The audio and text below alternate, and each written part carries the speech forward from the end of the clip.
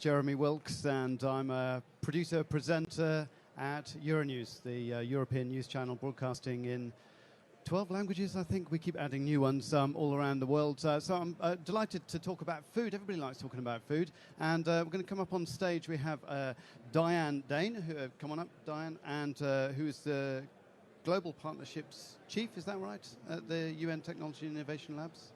Where's your microphone? You should have a microphone soon. And also Antoine Hubert, who's the CEO of Ynsect, spelt with a Y. Would you like to take a little seat down there? Bonjour. You are French, in fact, and you grow insects for a job, and that's an unusual thing, but it might be a very interesting thing to do in terms of trying to fix this problem of how we create enough food for the planet. Tell us a little bit about your company and what you do. No.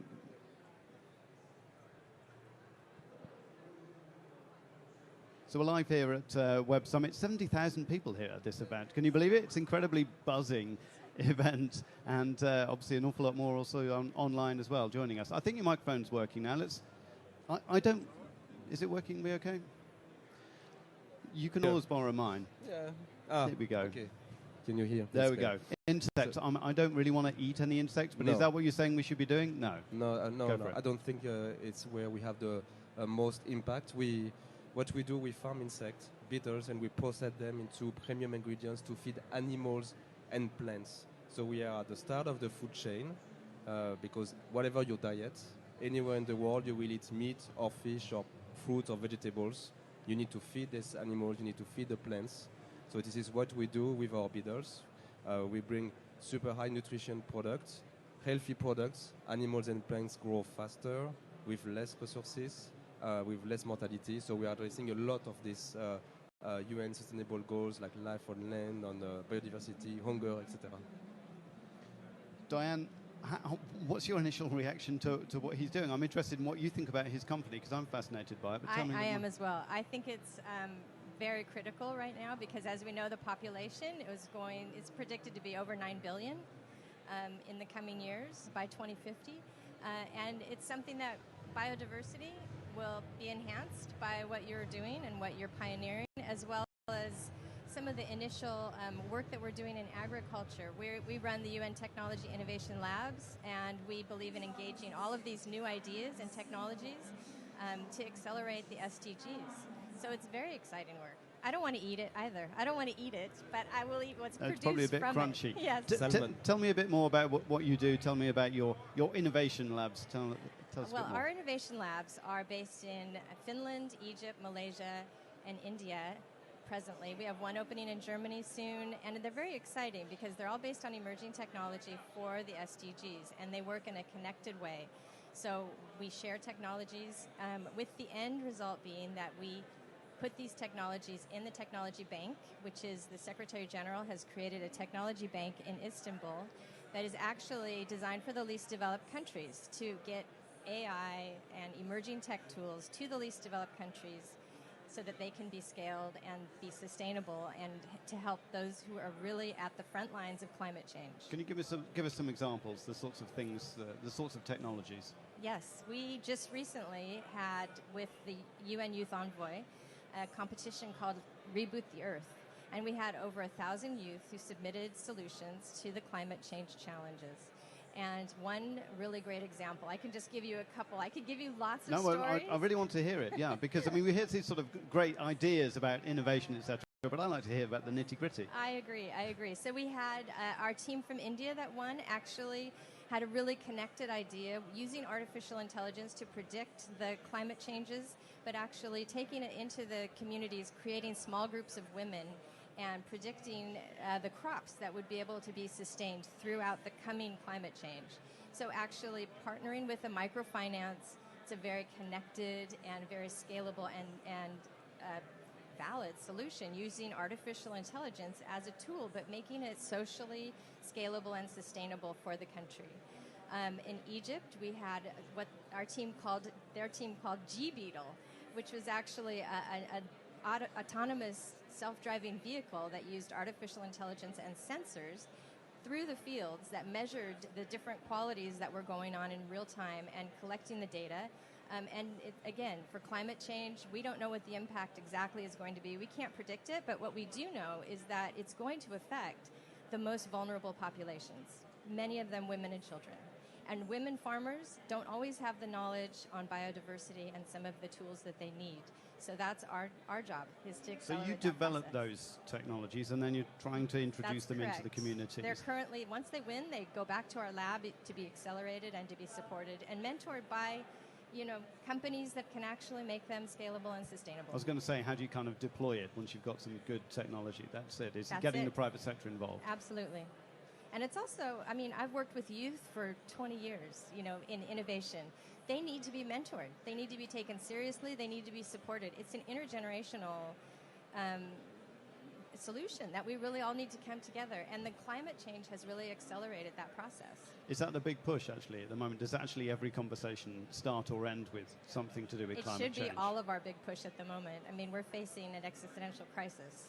And we all should be aware of it, and we all should be following that line of thinking, that what can we do? And the youth are not going to put up with it. And we want to convert them from being protesters into being solution builders. That is our priority. That should be all of our priorities. Well, that's an interesting message. I'm interested to hear what the insect world has to say about climate change. Is your technology kind of climate change adaptive? Can you adapt to different climate situations?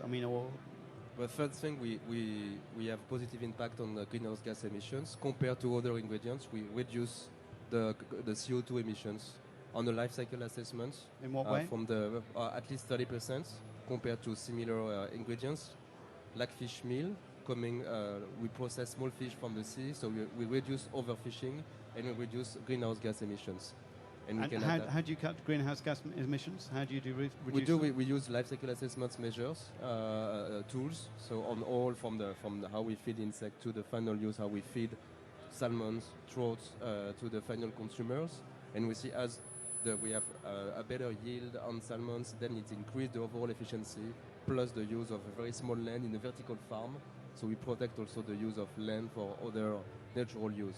Yeah, you've just mentioned vertical farms, and I love a good vertical farm. But can you describe what it actually looks like then, your technology? If it was in front of us here, what would it look like? We farm insect like any insect farmer has done for thousands of years on silkworms, so in trays. But we do it with robots, and we stack them on a very thing, could be up to 30 meters high, and these robots then bring the feed, control quality, harvest the insect, and process them into the high-quality ingredients after a few weeks of growth. Talk me through the little steps of making it then, because I can imagine a kind of a tray full of beetles, which then what?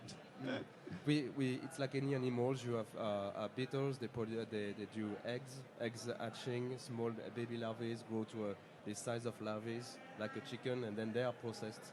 And every day, few larvae grows till the adults, beetles, do new eggs, and you have the full cycle. Like any other chicken, fish farms, it works exactly the same. It's just more automated, more sophisticated, more data. We have predictive model to follow all the growth with the data science and machine learning systems. Can you put them anywhere? Could you put a system like that in any country? This is the purpose. Obviously, we need to adapt to local weather conditions, infrastructures, but the idea is to be global. We are today in France. We want to expand first in North America and Southeast Asia, and we have already contacts in Africa and South America too. So. And would the kind of insects change depending on the country that you're in, or does it depend on what you're trying to feed? Or normally, what we select, this mealworm, is super well known everywhere in the world. You find them in China, in the US, in Brazil, in Europe, so we can use them anywhere. And then indeed we will adapt the feed. We use food waste, agriculture waste to feed them. So obviously in Europe it's more based on wheat, beetroot, etc. In Asia more on rice, cassava for instance. So it will be a mix of different waste from different local crops. Okay, so they don't mind what they eat, actually. I hadn't thought about that, but they're obviously that question is they need to be fed in some way. Need to be fed, so you need a full supply chain from the suppliers to our customers, the fish farmers, the poultry farmers, the pet food or the fertilizer companies. What do you think is the acceptance level on that, and how do you see it kind of growing? Because I suppose that I'm sure you encounter lots of kind of common misconceptions about insects and animals that have been eating insect-based food or whatever. I don't really know what people think, but I'm sure that you do. We did a different research with universities, and acceptance is very high compared to insect as human food, obviously, in Western countries, because people understand the naturalness. Fish eats insect in the wild. Same for poultry. Same for even for hogs, pigs, like wild pigs eat insects. Same even for wild cats. So they understand this. It could be small quantities of the cat diet, but large quantities of the fish diet. So this is something that resonates. And what then consumers are looking for is food safety. Obviously, the product needs to be safe. I need to eat a safe salmon, so they need to eat safe products. So it is what we bring also: safety, transparency, traceability to our customers and to the full food chain. Is it really more for higher end products though, and for richer markets that you're aiming for? Today we start on the premium segments, so it's mainly addressing indeed like salmons. So it's more in European or North America, but we see more and more salmon farms growing in China, for instance, more and more. This also for shrimps, and you have shrimps everywhere in Southeast Asia and Central America. Chicken, it won't be the mass market chicken, but for maybe for chicks or very young stages where they need proteins, like piglets also. So it's not going to be maybe for the full cycle, but for specific parts.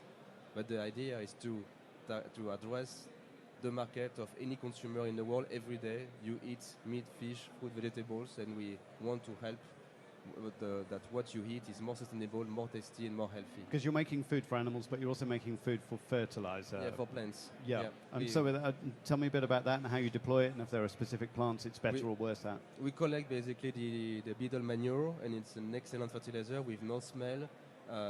We sterilize it, and it's boosting the soil biodiversity. Then the plant is boosted, grow much faster than with chemical fertilizer. So you reduce Why the is it faster? We still don't understand everything, but we measure it. We measure on real field trials, on wheat, on corn, on barley, but also on tomatoes. We also on ornamental flowers, on vineyards. We see tremendous results in terms of growth and soil biodiversity. So this is working. It's very interestingly compared to chemical fertilizer. Dianne, to what extent is the kind of technology that he's talking about here, which sounds fascinating and futuristic? Amazing. To what extent is that a kind of technology which is only emerging now? I mean, I get the impression you're really rather unique as a company. And what kind of trends are you seeing actually yourself in how food is changing and the innovation that's coming in there? Well, I'm fairly new to this as well, and so I do feel like you that I haven't thought about insects and their process into the actual food chain. I do know there's a lot that's going on with biomimicry right now, with biodiversity. We have another innovation that actually was a winner recently at our Climate Action Summit that actually uses trees for data and plants to store our data. So there's a lot of potential that are coming from the agriculture sector and the plants and the amount of technology that we're able to I guess it's really holding hands with the environment, and it's really using the environment to help us solve some of the environmental problems. And I think that's the best solution. You're talking about population rise, they're getting up to 9 billion though. I mean, are a few insects going to fix the problem of feeding the world? It's not the miracle solution. It's going to be one solution among others. There are also other alternative proteins like algae, microalgae, single-cell proteins, or eating just basically less red meat, more plant-based proteins. So having a new nutrition transition from in the Western world, and ensure also the southern countries get more meat and more fish. So have another balance between animal proteins and plant proteins. So it's also reducing food waste on all the food chain. So there are many things, traceability, blockchains that will be developed for a more transparent, healthier, and more sustainable food. Because isn't one of the problems, not necessarily a problem in the sense for the people who are living it, but one of the problems in terms of sustainability, the fact that as people get richer, they basically want to eat more protein. And you sort of hit a wall of productivity, and how can you actually make this and the resources? Indeed, we need to produce, I think, 70% more food by 2050, with just a few percent extra available land. So we basically need to do more with less, more food, less water inputs, less raw materials, less land, so to be more efficient on each farm in terms of yield, plant yield, animal yield, in terms of reducing the food waste. So we need to track all the loss, increase the efficiency overall, and in the overall flows from the south to the north to the south, etc. And like you say, yes, the flows of the food actually. So would it be the case that you would imagine having your system deployed in a fish farm so they could grow their own food and produce their food there? It's maybe eventually an option. Today we do more centralized system, but that could be deployed in the country, in many countries in the world, and maybe we can do in the future more decentralized, very close to farmers, fish farmers, chicken farmers, hog farmers. But it's something more in the longer term. First we do larger farms to reduce the costs, be competitive with existing ingredients, and provide this to the market. And what are you basically replacing? Well, I mean, what are we making these fertilizers and foods from now? On the fertilizer, it's chemicals. You can reduce chemical fertilizer and using this insect manure. On the proteins, it's also because we have the growing needs, and in the premium segments, you have only one important ingredient called fish meals. We process fish from the oceans. 1/4 of all the fish we catch in the sea are processed into fish meal, coming from South America and Africa, and to feed farms in Europe or North America. This is nonsense. It's a good product, but there is overfishing, so we can reduce this pressure on the oceans and just help to follow the growth. So we are not replacing it, we are helping to add another ingredient to follow the global growth for meat and fish and reduce the pressure on the oceans. Yeah, absolutely. Dianne, I'm interested to what extent you feel that young entrepreneurs, the sort of people that come to Web Summit, are actually interested in tackling these kinds of problems, food problems, or would they rather be making an AI robot or something they think that sounds a bit cooler? Well, actually, the young people very much care about the planet. They care about the future. They don't want just the big job with Google or one of the high-paying jobs. They actually care and are willing to sacrifice in order to see some of these innovations come into being. So we very much believe in the youth. We're very grateful for all their participation, and absolutely. How do you recruit people into your innovation labs, get those young people involved, and let them be aware of you as well? Well, it's an ongoing process, but we actually do quite a bit of work in an accelerator. We call it a reboot accelerator, and it actually is geared to engage all of the youth all around the world. So that's the initial process. We collect ideas, we collect awareness, and really finding the ecosystem out there that's willing to participate and share. And we're just flooded with youth and requests to help. So it's not a challenge. You don't have to go out and seek them. They come and find you. They come and find us, and we're very happy to participate with them. But I know I can vaguely remember what it's like being about 20 and full of ideas. How do you kind of moderate their ambition? Because there's also that you could say, well, that they want to change the world. You say, well, okay, well, why don't you just select one thing and try and fix that? Well, exactly. Well, by the time they get to us, they've sort of selected their one thing, and they're quite focused.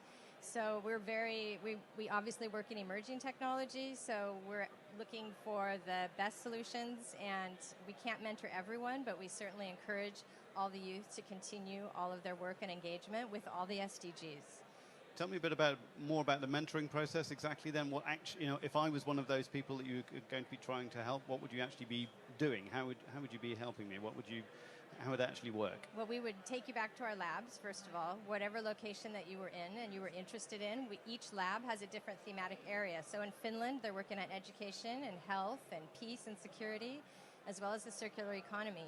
In Egypt, they're working on disabled access for education, as well as health and agriculture. In India, they're working on women's empowerment and agriculture. And in Malaysia, they're working on sustainable tourism and the oceans. So it depends on what lab that you're really focused on and what SDG, and we would actually give you a place to work and mentor you and connect you with companies that are willing to support those initiatives and your startup and your ecosystem.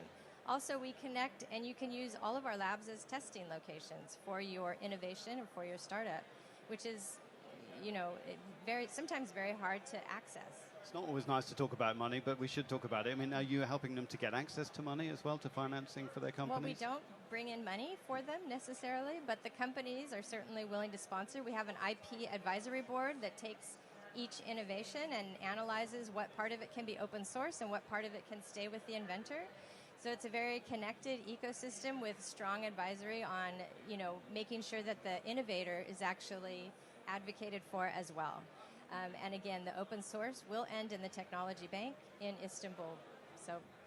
And have access to. And how have you selected those sites? Because it's quite a varied locations.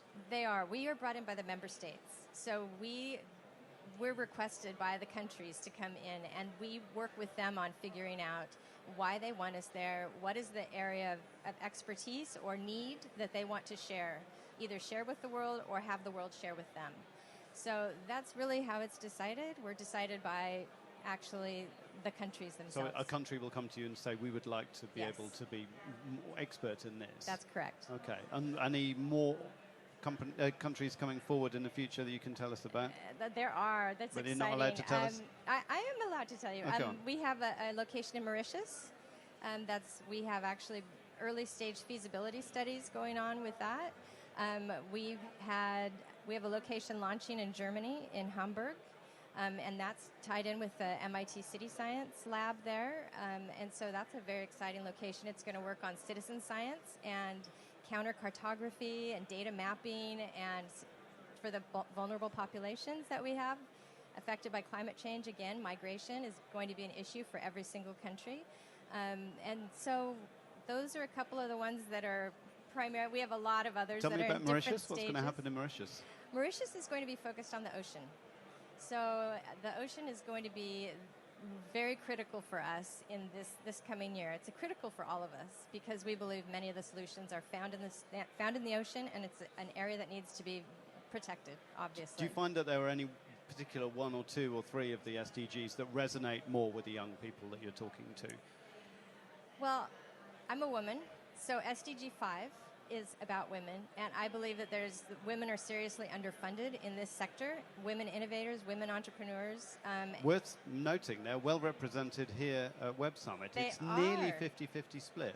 I did hear that. Yeah. So that's very, it's about 47-48% female, that's a big change. Yeah. That's very exciting. I mean, that's credit to Web Summit, actually, for encouraging that, too. It's very exciting. It's very exciting. So we've actually, our office, I work for the Office of ICT at the United Nations, and we've actually analyzed the SDGs. And if we did solve that one, if we did empower more women and more women entrepreneurs, you would solve many of the SDGs that you have behind us, because I believe women are a sustainable energy source that we haven't tapped into. Well, there's also getting everybody online. I mean, the ITU were communicating on that today, talking about the number of people who are not online and how there's a gender divide as well. Is that something that you run into? Oh, definitely. Yeah. I mean, I think that's... You experience that on the ground. The divide has always been there. Yeah. I mean, digital is just the latest version, no, right? But especially.